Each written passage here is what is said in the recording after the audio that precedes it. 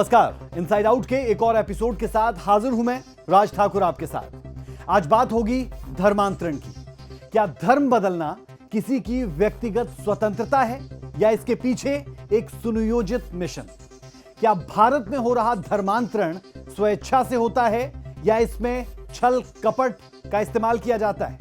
आज बात एक ऐसे विषय की जो संविधान, समाज और संस्कृति इन तीनों पहलुओं को झकझोरता है।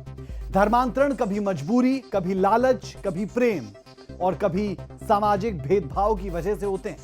लेकिन धर्म बदलने की कहानियां सिर्फ आंकड़े नहीं है, ये एक देश को नुकसान पहुंचाने की सोची समझी साजिश हो सकती है। कुछ आंकड़े आपको चौंकाएंगे तो कुछ कहानियां आपको भीतर तक हिलाकर रख देगी। आज के हमारे इस खास शो में हम आपको बताएंगे धर्मांतरण होता क्या है, धर्मांतरण पर कानून क्या कहता है, धर्मांतरण पर किस किस राज्य में कानून बनाए गए हैं और कहां पर कुछ भी नहीं। पैसे लेकर धर्मांतरण कराने के मामले अक्सर सामने आते हैं, इसमें कितनी सच्चाई है? क्या धर्मांतरण के लिए आपराधिक तरीकों का इस्तेमाल हो रहा है? क्या लव जिहाद सिर्फ डर फैलाने का एक तरीका है या तथ्यों पर आधारित है? क्यों दलितों और आदिवासियों को धर्म बदलते हुए अक्सर देखा जाता है? धर्म बदलने के नाम पर उन्हें क्या मिलता है? क्या धर्मांतरण विरोधी कानून धार्मिक स्वतंत्रता का उल्लंघन करते हैं? क्या घर वापसी भी एक प्रकार का धर्मांतरण ही है? धर्म बदलने के बाद क्या किसी व्यक्ति की सामाजिक स्थिति बेहतर हो जाती है? सवाल कई है और इन्हीं का जवाब ढूंढने की कोशिश करेंगे आज के इस खास शो में, इनसाइड आउट में, आंकड़ों के जरिए। धर्मांतरण होता क्या है, क्यों होता है और कैसे होता है? सबसे पहले इसी पर बात होगी। भारत में धर्मांतरण यानी कि रिलीजियस कन्वर्जन कोई नया विषय नहीं है। आजादी से पहले भी मुगल शासक हों या ब्रिटिश राज धर्म बदलने की प्रक्रिया ये चलती रही। ईसाई मिशनरियों की ओर से 18वीं 19वीं सदी में जनजातीय इलाकों में बड़े पैमाने पर धर्मांतरण करवाए गए। आजादी के बाद संविधान ने धार्मिक स्वतंत्रता दी, लेकिन धार्मिक प्रचार और जबरदस्ती धर्म बदलवाने के बीच की रेखा आज भी धुंधली ही है। आजादी के बाद से लेकर अब तक भारत में धर्मांतरण का ग्राफ धीरे धीरे बढ़ता जा रहा है और ये आज एक बड़ा सामाजिक, राजनीतिक और कानूनी मुद्दा बन चुका है। धर्मांतरण के पीछे कई वजह है, सामाजिक, साथ ही साथ गरीबी, बेहतर जीवन शैली की चाहत, स्वास्थ्य सेवाएं, शिक्षा, कभी कभी दूसरे धर्म में प्रेम विवाह।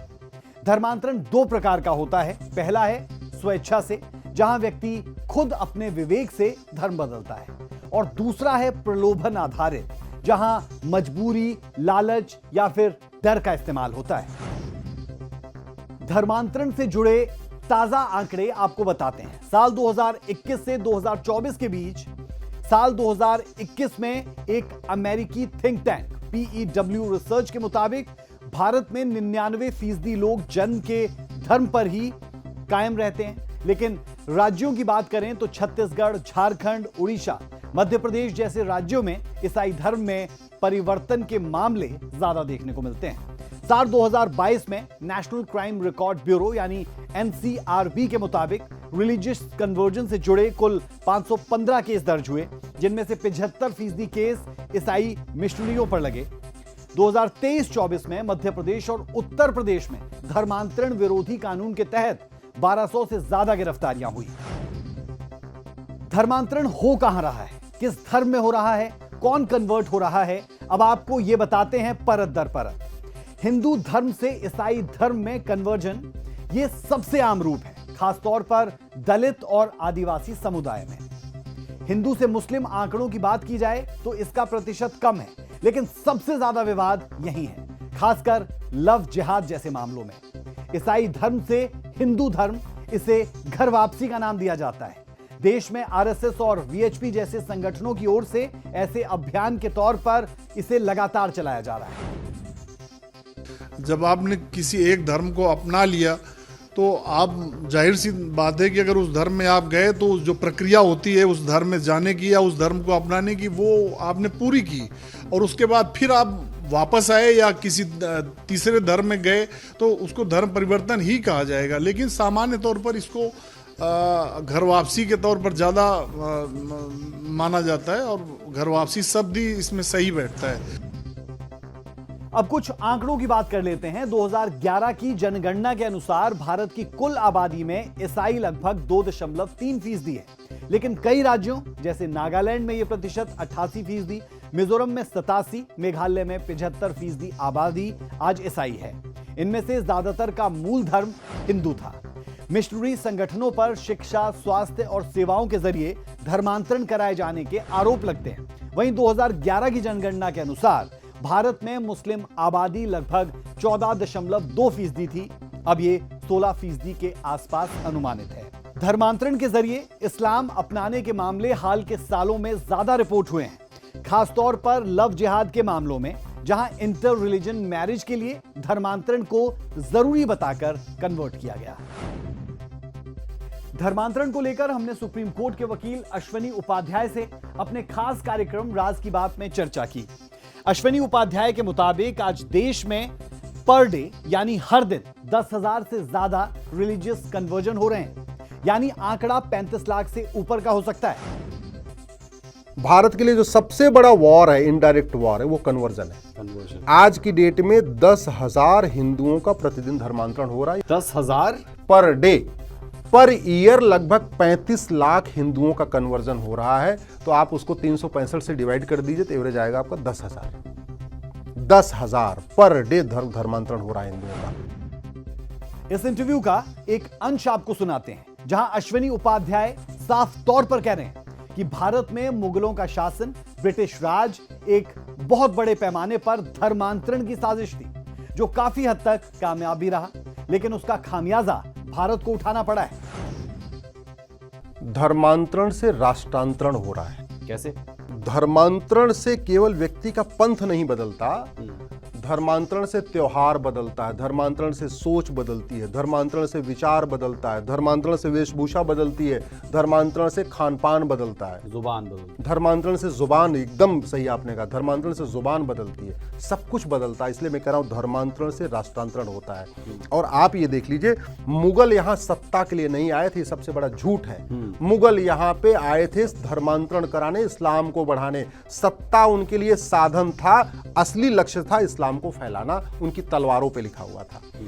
ऐसे ईस्ट इंडिया कंपनी अंग्रेजों के लिए रास्ता बनाने आई थी, और अंग्रेज केवल सत्ता के लिए नहीं आए थे, अंग्रेज भी क्रिश्चियनिटी को फैलाने आए थे। 500 साल मुगलों ने इस्लाम को फैलाया और 200 साल अंग्रेजों ने क्रिश्चियनिटी को फैलाया। धर्मांतरण से जुड़ा एक मामला 1956 में सामने आया था, जब हिंदू धर्म से बौद्ध धर्म में धर्मांतरण हुआ।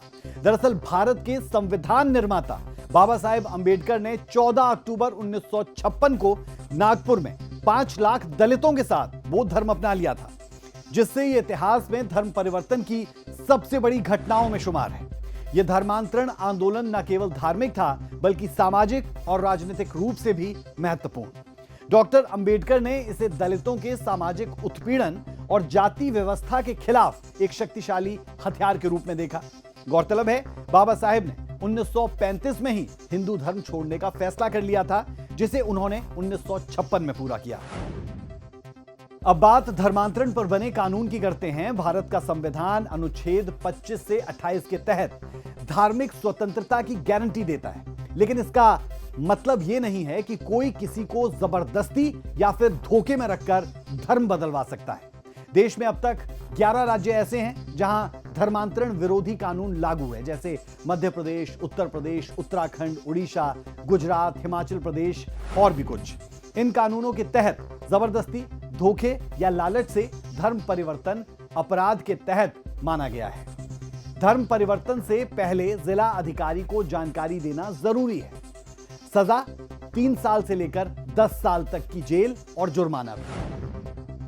उड़ीसा के अंदर पहला धर्मांतरण को रोकने के लिए कानून लाया गया। उसके बाद में उत्तर प्रदेश, गुजरात और कर्नाटक और बहुत सारे स्टेट ने इसको स्टेट का सब्जेक्ट मानकर कानून लाए हैं, परंतु उसका मिसयूज़ किया जा रहा है। गरीब भोले भाले लोगों को लालच दिया जाता है, पैसे का लालच दिया जाता है, ऊंची जाति में ले जाए जाने का दावा किया जाता है और नौकरी देने का दावा दिया जाता है। तो इसी आधार पर उनको शादी करने के लिए प्रेरित किया जाता है कि दूसरी कास्ट कि लोगों से आप शादी करें, आपका जीवन सुधर जाएगा, आपको विदेश जाने का मौका मिलेगा, आपको पैसा कमाने का मौका मिलेगा, आपकी पारिवारिक स्थिति बेहतर हो जाएगी। बहुत सारे केसेज हैं जहां पर लोभ लालच दिया जाता है। मकान, प्रधानमंत्री आवास योजना के नाम पर, आपको ताज्जुब होगा आपके दर्शकों को, पंजाब के बहुत सारे गांवों में प्रधानमंत्री आवास योजना के नाम पर वहां पर चर्च खड़े कर दिए गए।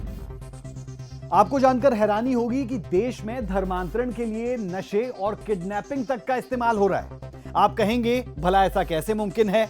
हम भी चौंक गए थे ये सुनकर। लेकिन ऐसे दो बड़े मामलों के बारे में अश्वनी उपाध्याय ने हमें विस्तार से जानकारी दी। आपको भी जरूर सुननी चाहिए हमारे इस एक्सक्लूसिव इंटरव्यू के जरिए।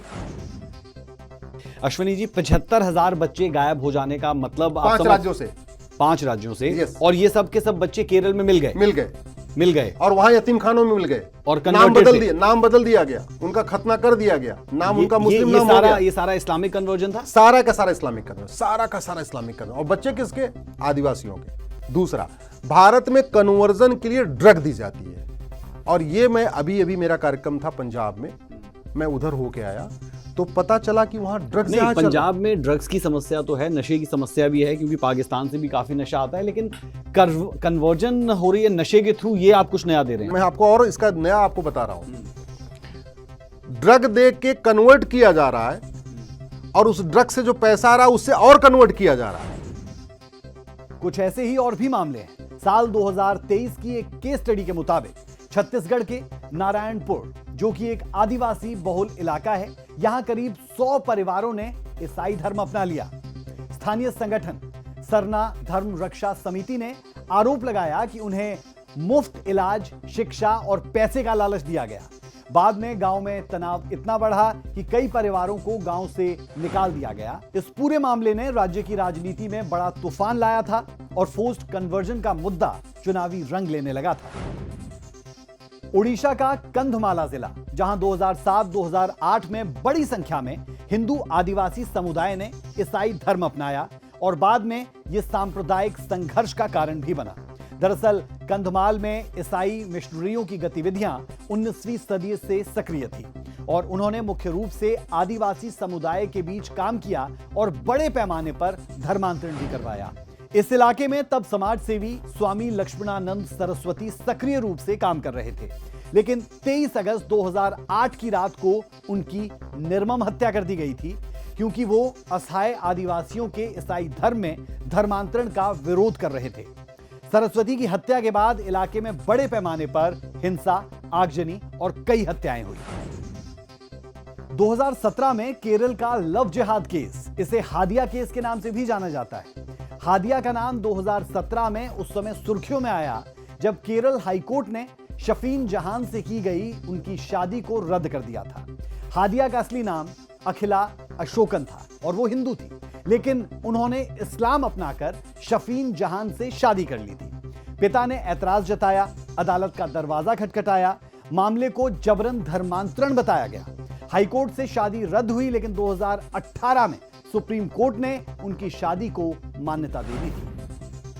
दरअसल नेशनल इन्वेस्टिगेशन एजेंसी यानी NIA ने इस मामले की जांच के दौरान पाया कि हादिया के पति ने उनका धर्म बदलने के लिए जोर जबरदस्ती नहीं की थी।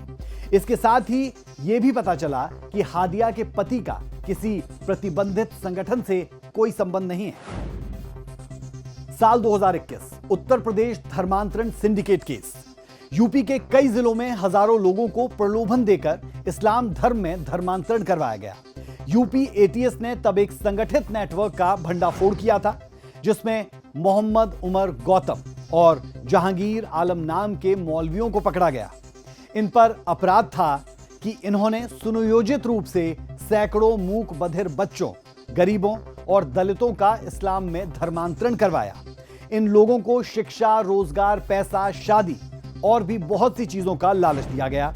अब आपको 2018-2020 का झारखंड का केस बताते हैं, जब स्टेन स्वामी नाम के एक कैथोलिक पादरी और सामाजिक कार्यकर्ता पर आरोप लगा कि वो ईसाई मिशनरियों के जरिए आदिवासियों का धर्मांतरण करवा रहे हैं और माओवादियों से भी जुड़े हुए हैं। हालांकि ये आरोप अभी साबित नहीं हुए। 2020 में स्टेन स्वामी को देशद्रोह और UAPA के तहत गिरफ्तार कर लिया गया। 2021 में जेल में ही उनकी मौत हो गई। पंजाब चंडीगढ़ में वजिंदर सिंह का मामला भी खूब सुर्खियों में रहा। इस केस में पंजाब हरियाणा समेत पूरे देश में एक नई बहस छेड़ दी थी। एक सिख युवा वजिंदर सिंह पहले ईसाई धर्म को अपनाता है और फिर उसके प्रचार प्रसार में इस कदर जुट जाता है कि अपराध का रूप यह अख्तियार कर लेता है। वजिंदर सिंह केस में पीड़िता रही युवती से भी हमने अपने खास कार्यक्रम राज की बात में बातचीत की और कई चौंकाने वाले तथ्य सामने आए।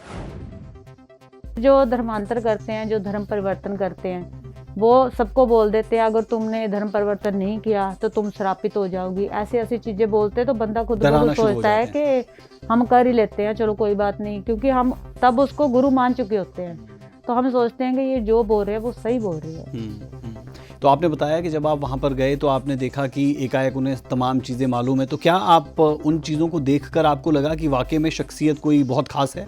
बिल्कुल बिल्कुल, जिस तरीके से वहाँ ड्रामा क्रिएट होता है ना, जैसे हम कोई मूवी देखने जाते हैं, जैसे पहले शक्तिमान आता था तो हम उसमें टीवी में देखते हैं कि वो उड़ता है, सेम वही प्रोसीजर है। जिस तरीके से वहाँ ड्रामा क्रिएट होता है तो बंदा जो फर्स्ट टाइम जाता है उसको यही लगता है कि मैं मतलब कि कौन सी दुनिया में आ गया हूँ जहाँ तो बहुत सारी शक्तियाँ हैं। साल 2022 दिल्ली का श्रद्धा वॉकर केस।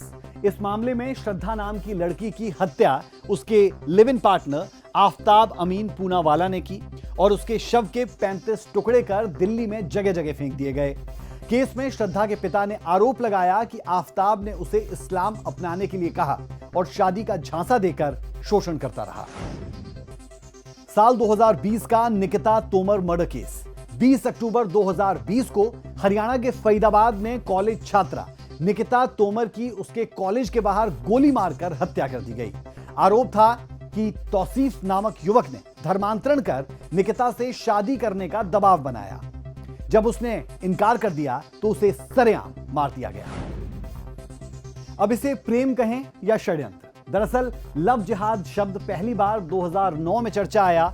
आरोप लगे कि कुछ मुस्लिम युवक जानबूझकर हिंदू लड़कियों को प्रेम जाल में फंसाकर शादी करते हैं और फिर धर्मांतरण के लिए मजबूर। लव जिहाद शब्द को शायद इसके पहले किसी ने ना सुना था ना किसी ने बोला था। पिछले 10 साल में लव जिहाद नाम का जो शब्द है इसकी जितनी चर्चा हुई है, अब लव जिहाद वाला मसला ऐसा होता है कि इसमें शोर बहुत ज्यादा मच जाता है। 2-4 मसले आज आए होंगे, हो सकता है कि पिछले 2 या 4 साल में, लेकिन उनकी चर्चा समाज के स्तर पर और मीडिया के स्तर पर इतनी ज्यादा हो जाती है कि जिससे लगता है कि शायद हमारे आसपास कोई माहौल सा बन गया है लव जिहाद का। तो अभी तक जानकारी में ये बात नहीं आई है कि किसी भी सरकार ने लव जिहाद की कोई एक डेफिनेट परिभाषा बनाई है या इस तरीके को कोई बहुत बड़े मात्रा में केस किसी प्रदेश में आए हैं, ऐसी भी कोई जानकारी में नहीं आया। लव जिहाद को लेकर उत्तर प्रदेश एटीएस को 5 जुलाई 2025 के दिन बड़ी सफलता हाथ लगती है। टीम ने धर्मांतरण गिरोह के मास्टरमाइंड झांगूर बाबा को बलरामपुर से गिरफ्तार किया। उसका असली नाम जलालुद्दीन है। आरोपी खुद को सूफी बाबा बताकर चांद औलिया दरगाह में रह रहा था। एटीएस जांच में सामने आया है कि यह गिरोह गरीब और असहाय लड़कियों का ब्रेन वॉश कर उन्हें इस्लाम धर्म में जबरन धर्मांतरण करवाते थे। स्वर्ण लड़कियों के धर्म परिवर्तन पर 15 से 16 लाख रुपए, ओबीसी पर 10 से 12 लाख रुपए। इस गिरोह को इस तरीके से पैसे मिलते थे जिस हिसाब से वो लड़कियों को अपनी जाति के आधार पर धर्मांतरण करवाते थे। लखनऊ की युवती गुंजा गुप्ता को प्रेम जाल में फंसाकर पहले अबू अंसारी ने धर्म बदलवाकर और उसका नाम अलीना अंसारी रख दिया गया। जांच में यह भी पता चला कि गिरोह के सदस्य ने 40 से ज्यादा बार इस्लामिक देशों की यात्रा की और 100 करोड़ से ज्यादा का लेन देन किया। यह मामला धार्मिक कट्टरवाद, विदेशी फंडिंग और सुनियोजित धर्मांतरण सिंडिकेट का बड़ा उदाहरण बनकर भी सामने आया है। झांगुर बाबा उर्फ जमालुद्दीन, जो अपने आप को हजरत जलालुद्दीन के रूप में, पीर बाबा के रूप में प्रोजेक्ट करता है, इसके द्वारा जनपद बलरामपुर के कस्बा उतरौला में एक कन्वर्जन के बड़े नेटवर्क चलाए जाने की बात प्रकाश में आई थी, जिसकी जांच एसटीएफ द्वारा की गई और ये जानकारी हुई कि इस ग्रुप द्वारा इनके एजेंट्स प्रेम जाल में फंसाकर यंग लोगों का धर्मांतरण कराते हैं। इसके अलावा नाबालिग बच्चों का भी इस गैंग में धर्मांतरण कराया। इस गैंग के 40 अकाउंट्स में विदेशों से 100 करोड़ से अधिक की धनराशि प्राप्त हुई, जिसका इस्तेमाल धर्मांतरण के लिए किया गया। यानी धर्मांतरण के लिए अंतर्राष्ट्रीय फंडिंग होती है। ऐसा इसलिए भी कहा जा सकता है क्योंकि देश में कई एनजीओ और चर्च, मिशनरी संगठन विदेशी सहायता पर काम करते हैं। भारत सरकार की FCRA यानी foreign contribution regulation act report के अनुसार कई ईसाई संस्थाओं को अमेरिका, यूके, जर्मनी जैसे देशों से करोड़ों रुपए की फंडिंग मिलती है। इसमें से कुछ संस्थाओं पर आरोप है कि ये फंड धार्मिक सेवा के नाम पर धार्मिक परिवर्तन में खर्च होते हैं। यही कारण है कि हाल के वर्षों में सरकार ने कई एनजीओ के FCRA लाइसेंस रद्द किए, जिनमें से कुछ ईसाई संगठन भी थे। अब सवाल ये कि क्या धर्मांतरण सिर्फ पैसों के लिए किया जाता है या कुछ और भी कारण है? कई लोगों के लिए धर्म बदलना सामाजिक न्याय पाने का तरीका भी हो सकता है, जैसे दलितों का बौद्ध धर्म अपनाना। तो वहीं कुछ मामलों में धर्म परिवर्तन मजबूरी का सौदा भी होता है, जैसे आदिवासी इलाकों में स्वास्थ्य और शिक्षा के बदले धर्म बदलना। समस्या यह भी है कि धर्मांतरण की प्रक्रिया पारदर्शी नहीं है और राजनीतिक ध्रुवीकरण ने इसे और ज्यादा जटिल बना दिया है। पैसों की जरूरत भी कई बार धर्म बदलने को मजबूर कर रही है। धर्मांतरण के कारणों को अगर पॉइंट बाय पॉइंट समझेंगे तो सामाजिक बहिष्कार पहला कारण है। दलितों और आदिवासियों को अपने धर्म में जो सम्मान नहीं मिलता, वो उन्हें लगता है कि किसी और धर्म में जाकर शायद मिल सकता है। आर्थिक और शिक्षा लाभ ईसाई मिशनरियों की ओर से स्कूल, हॉस्पिटल्स, स्कॉलरशिप के जरिए कन्वर्जन करवाए जाते हैं। प्रेम विवाह, लव जिहाद यानी शादी करने के लिए धर्मांतरण। आध्यात्मिक कारण किसी धर्म के सिद्धांतों में विश्वास पैदा होना और अपने धर्म से ज्यादा दूसरे धर्म की मान्यताओं को पसंद करना। राजनीतिक ध्रुवीकरण, जब धार्मिक पहचान को वोट बैंक में बदला जाता है। लव जिहाद की ही तरह लैंड जिहाद, ये शब्द भी इन दिनों चर्चा में है। लैंड जिहाद यानी जमीन पर कब्जे की ऐसी रणनीति जो कथित तौर पर धार्मिक मकसदों से जुड़ी बताई जाती है। दरअसल ये टर्म कहां से उत्पत्ति हुई, इसके पीछे की हकीकत क्या है और क्या सच में ऐसा कोई जिहाद चल रहा है, आइए इसकी भी पड़ताल करते हैं। लैंड जिहाद एक राजनीतिक और सामाजिक रूप से संवेदनशील शब्द है, जिसका इस्तेमाल आमतौर पर तब होता है जब किसी इलाके में जमीन गैर कानूनी तरीके से खरीदी जाती है, बिना अनुमति के धार्मिक संस्थान बना दिए जाते हैं या फिर कथित आबादी बढ़ाने के लिए रणनीतिक तौर पर जमीन को कब्जा लिया जाता है। इस शब्द का इस्तेमाल हिंदू संगठनों की ओर से किया जाता है। दावा यह किया जाता है कि यह एक सोची समझी रणनीति के तहत सब कुछ किया जाता है, जिससे जनसंख्या संतुलन बदला जाए या धार्मिक दबाव बनाया जाए। इससे जुड़े मामले जम्मू कश्मीर में सामने आए, जब वहां कई नेताओं ने आरोप लगाए कि कुछ लोग अवैध ढंग से वन भूमि, सरकारी जमीन या धार्मिक स्थलों के आसपास की जमीन पर कब्जा कर रहे हैं। उत्तराखंड में भी वन क्षेत्र में अवैध निर्माण को लेकर यह शब्द उछाला गया। हरियाणा, पश्चिम बंगाल और बिहार जैसे राज्यों में भी इस मुद्दे को राजनीतिक रूप से उठाया गया। कई मामलों में स्थानीय प्रशासन ने अवैध कब्जे हटाए, लेकिन सरकारी स्तर पर लैंड जिहाद को कानूनी शब्द या अपराध नहीं माना गया। अदालतों ने भी अपने फैसले में धर्म के आधार पर कार्रवाई को रोकने और निष्पक्ष जांच की बात कही। जब बात धर्मांतरण की हो रही है तो बात माइनॉरिटी की होना भी जरूरी हो जाता है। भारत में माइनॉरिटी यानी अल्पसंख्यक की सभी सरकारों को लगातार चिंता रहती है। कल्याण के लिए आयोग बनाए गए, मंत्रालय भी है, मंत्री भी है। इसे समझने के लिए एक बार फिर आपको सुप्रीम कोर्ट के वकील अश्वनी उपाध्याय के साथ हमारे साक्षात्कार के कुछ अंश जरूर देखने चाहिए। भारत के संविधान में माइनॉरिटी शब्द कहीं डिफाइन ही नहीं है। भारत के किसी कानून में माइनॉरिटी शब्द डिफाइन नहीं, लेकिन एक्ट बन गया। एक्ट बन गया, माइनॉरिटी कमीशन बन गया, माइनॉरिटी फेयर मिनिस्ट्री बन गई, केंद्र सरकार का 5000 करोड़ का बजट, राज्यों का किसी का 500 करोड़ का बजट, किसी का 1000 करोड़ का बजट, किसी 1500 करोड़ का बजट। माइनॉरिटी के नाम पे वजीफा, माइनॉरिटी के नाम पे लोन, माइनॉरिटी के नाम पे स्कूल, माइनॉरिटी के नाम पे कॉलेज, माइनॉरिटी के नाम पे यूनिवर्सिटी, सब खुल गई। माइनॉरिटी कौन है पता ही नहीं है। मैं ये कह रहा हूं पहले माइनॉरिटी को डिफाइन तो करो। वैसे तो बाबा सरदार पटेल ने कहा था माइनॉरिटी मेजॉरिटी होना नहीं चाहिए, माइनॉरिटी के नाम पे कुछ चलेगा नहीं, लेकिन अगर करना भी है तो डिफाइन तो करिए। माइनॉरिटी की जो यूनिट होती है ना वो सैकड़ों में होती है, कुछ 100 लोग हो उनको माइनॉरिटी, और चलो बढ़ा कर लो, माइनॉरिटी की यूनिट 1000 कर लो, तो कुछ 1000 लोगों को माइनॉरिटी कह लो। हम कह रहे हैं और बड़ा कर लो, भारत बड़ा है, कुछ लाख लोगों को माइनॉरिटी मान लो, करोड़ तो माइनॉरिटी की यूनिट नहीं हो सकती। धर्मांतरण पर सुप्रीम कोर्ट का क्या कहना है, चलिए आपको वो भी बताते हैं। साल 2022 में सुप्रीम कोर्ट की ओर से इस मामले में कहा गया था कि बलपूर्वक धर्मांतरण करवाना एक गंभीर मामला है, यह राष्ट्रीय सुरक्षा के लिए खतरा बन सकता है। इसके बाद केंद्र सरकार ने सुप्रीम कोर्ट को आश्वासन दिया था कि सभी राज्यों से रिपोर्ट मंगवाई जाएगी और जरूरत पड़ी तो राष्ट्रीय कानून बनाया जाएगा। लेकिन विपक्षी दलों का विरोध है कि ऐसा करने से यह धार्मिक आजादी में हस्तक्षेप होगा। जो संविधान है वो ये कहता है आर्टिकल 25 में कि सभी लोगों को अपना धर्म मानने का, उसे फैलाने का और उसे उसका प्रचार प्रसार करने का अधिकार है।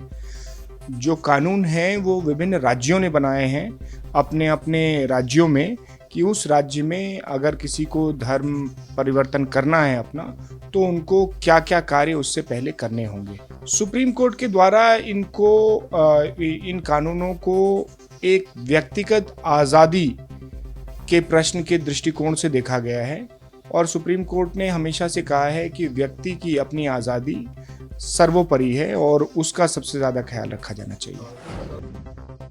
ये सभी मामले यही सवाल खड़े करते हैं कि क्या धर्मांतरण सच में स्वेच्छा से हो रहा है या इसके पीछे संगठित मिशन है, क्योंकि धर्म बदलने का फैसला एक व्यक्ति की निजी आस्था नहीं कहा जा सकता। ये एक परिवार, एक समाज, एक पीढ़ी की दिशा बदल सकती है।